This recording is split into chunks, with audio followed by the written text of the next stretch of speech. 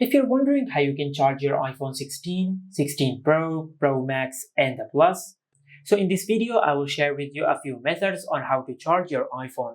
Now, there are three main methods so you can charge your iPhone. The first method is that you can charge your iPhone with its charging cable.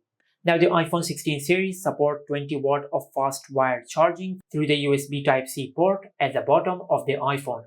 Now, the iPhone 16 series only come with the charging cable in the box, so you will have to buy the 20 watt adapter separately.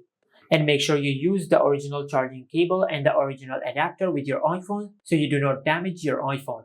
Now, the second method is that you can charge your iPhone wirelessly through any Qi 2 wireless charger which is supported by Apple. And the iPhone 16 series support 15 watt of wireless charging. Now, finally, for the third method, you can charge your iPhone 16 series wirelessly through a MagSafe wireless charger. Now, what is a MagSafe wireless charger? So basically, a MagSafe charger is a wireless charger which attaches at the back of your iPhone through some magnets in your iPhone.